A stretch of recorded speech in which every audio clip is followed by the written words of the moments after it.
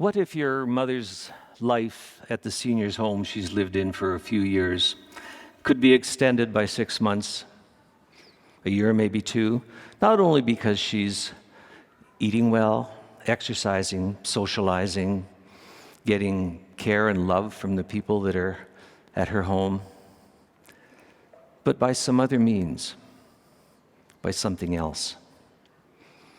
What if your son's hospital stay could be shortened by a day, perhaps even a week? Not only because he's getting the best medical interventions possible and receiving care and attention deserving of a patient in the hospital, but by some other means, by something else. What if your daughter's chances of getting into a top-ranked university or college were improved? Not only because she has outstanding teachers, she diligently attends to her homework, and she keenly studies for exams before exams, but by some other means, by something else. What if your spirit and quality of life could be lifted and your level of pride towards your city enhanced, the appreciation of your city heightened? Not only because of the cultural scene, or because the city is the safest city to live in, or because the dining scene is exploding, but by some other means, by something else. Mies van der Rohe, one of the world's great architects, rightly taught his students at the Illinois Institute of Technology that architecture has the power to change lives, to change life's outcomes, to significantly impact human behavior, basically to enhance life. He famously told them that he could design a home for a newly married couple that would guarantee their divorce within 1 year of living in it. A bit pompous, perhaps, but accurate. In the words of David Allan Coe, everything is designed. Few things are designed well. I have worked in the field of architecture for over 4 decades and designed 700 projects or so in my career. And I can tell you with unwavering conviction that architecture, and I'm referring to great architecture, superior in quality, not the mundane stuff that we see sometimes in our built environments, that it has the ability to extend life in a seniors complex, to improve academic standing, to heal more quickly, and instill greater pride in your city. I am basing my assertion on the known fact that people who are in positive physical and emotional states live longer, have richer experiences, and attain more rewarding outcomes. Architecture has the power to put people into positive physical and emotional states. Therefore, architecture has the power to make people live longer, have richer experiences, and attain more rewarding outcomes. In other words, have a higher quality of life. Winston Churchill once said, "We shape our buildings, and afterwards, our buildings shape us." He was very insightful. It astonishes, but doesn't surprise me, that most people do not link the design of their built environments with being shaped, with improved quality of outcomes. Buildings accommodate our daily needs. They surround us. We use them every day. But for the most part, we take their design for granted. Buildings provide us shelter and comfort. They accommodate us. Yet the power of their architecture seems somehow to evade us. Architecture is ethereal. Well, how could this be? Well, architecture is not taught in primary and secondary schools. It's rarely, if ever, talked about at home. It seldomly appears in political discourse. Only in odd occasions do we see it in the media. Actually, few people have ever even met an architect. They feel disconnected somehow from the decision-making process. Yet our built environment is the most expensive, most ubiquitous, most important necessity of life, alongside food, water, and air. Vitruvius talked about architecture's role to provide firmness, commodity, and delight. Let's leave firmness to the engineers, and let's focus instead on commodity and delight. Commodity is utilitarian in nature. It is function. And architecture's role is to intelligently and caringly build the physical conditions that a person encounters in their ergonomic, in their technical, in their environmental spaces that they occupy. Delight, on the other hand, enhances the psychological state of a person through style, through proportion, through visual beauty. This speaks to the psychological consequences of an architectural solution that directly affects the lives, well-being, and happiness of people. Your mother could be in this environment, unwelcoming and institutional, dull and confining. Or she could be in this one, friendly, inviting, bright and cheerful, set up for social interaction. Where would she feel more comfortable? Where would she feel like she mattered? Where would she feel less isolated, less lonely? Where would she likely be able to do the things that she did when she was younger, which would support her psychological well-being? Where might her state of mental health improve? To live in a place where she ranks above the institution, not the other way around. Might she live longer in one architecture versus the other? Research undertaken by the World Health Organization, among other organizations, confirms the importance of architecture in promoting greater longevity. Your son could be in this hospital. It's the old children's hospital where many patient rooms were windowless. Institutional expression ruled. Spaces spoke to utility, not joy. Or your son could be in this hospital. Thank you for being a place that makes me smile, that breaks down institutional barriers, that makes me feel more comfortable. The colors and shapes remind me of Lego, and I'm not scared to go in. It's okay to be here. I can see the mountains and the birds and the trees and the clouds. I can see the fish in the aquarium and the cool things everywhere. It may interest you to know that children who had spent time in other children's hospitals were invited to design workshops with us actually, at the new Children's Hospital.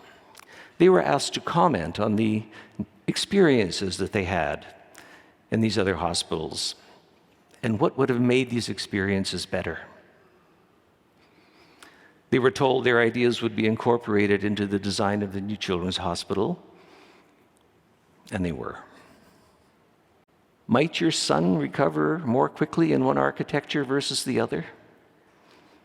Well, research undertaken by the Center for Health Design in the United States, among others, confirms the importance of architecture in improving patient health outcomes. Your daughter could go to this school. This school is designed to keep external distractions to a minimum.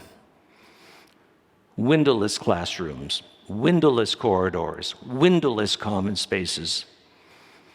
Daily a foreboding building to enter. It screams, "Keep out!" Where's the connection to the outside world?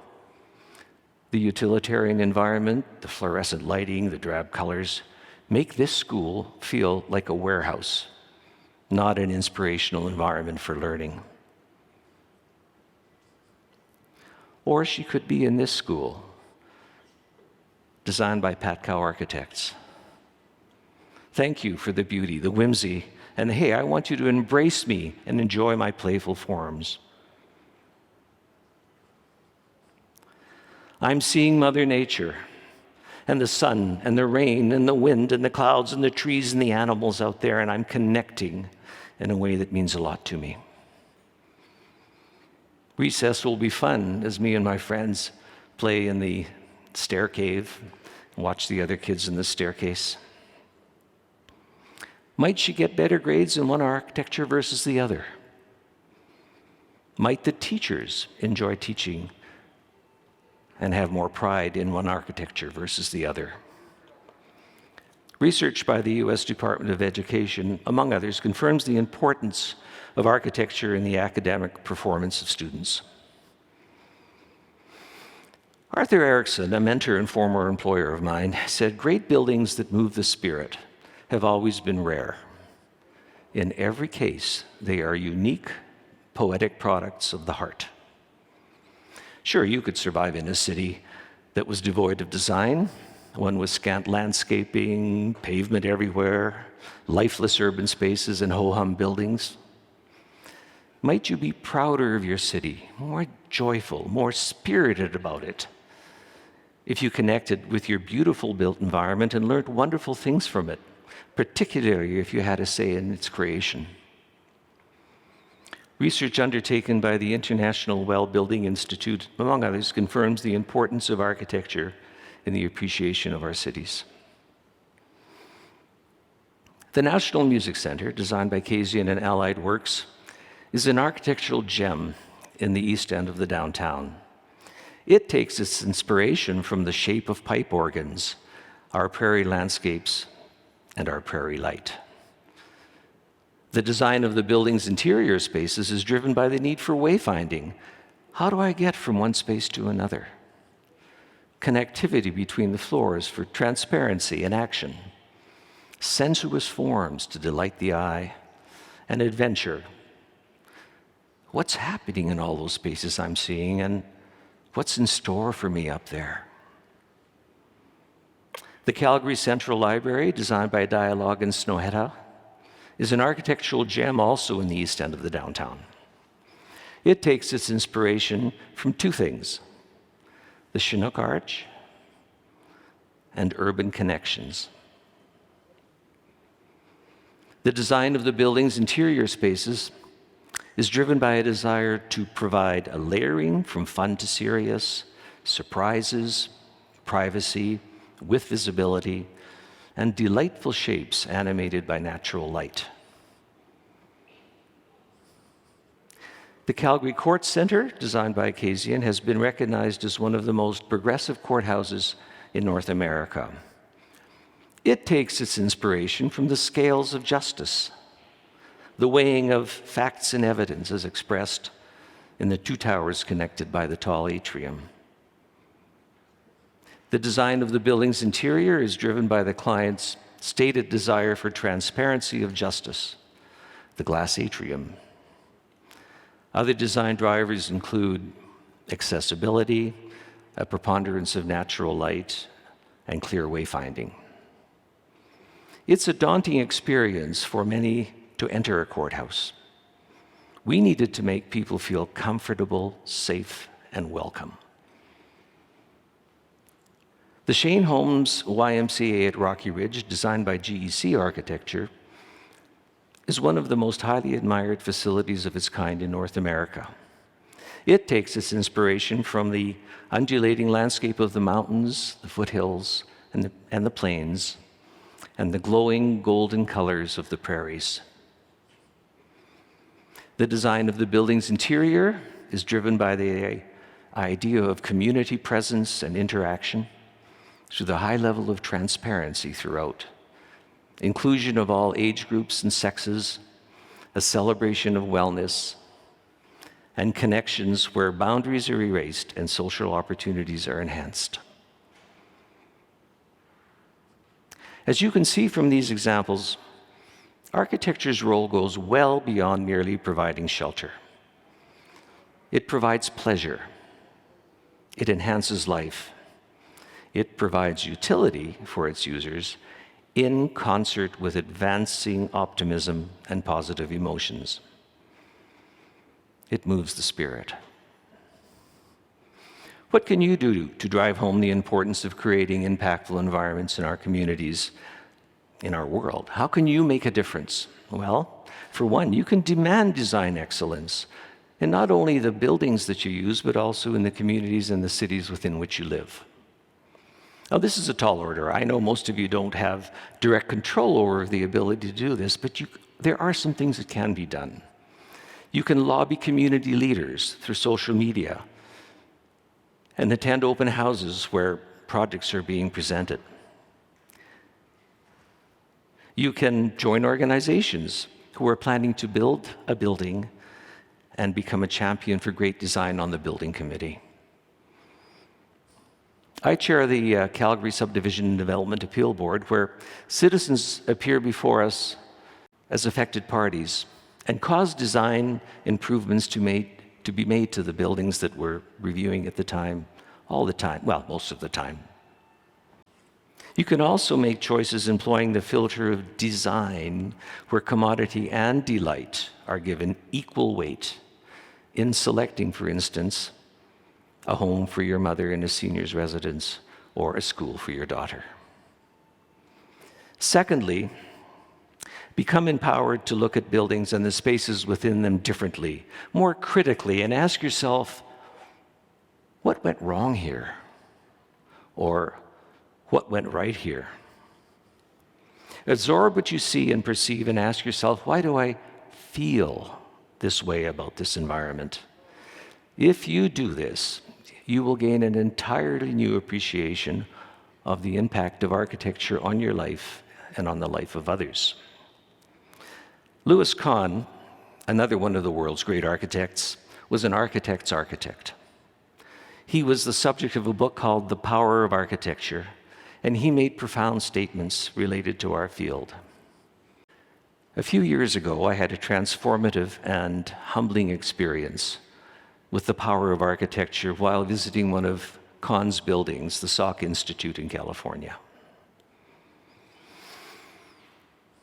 This is what hit me as I walked from the parking lot to the courtyard of the building. I stopped dead in my tracks. I stared at the composition for a long time.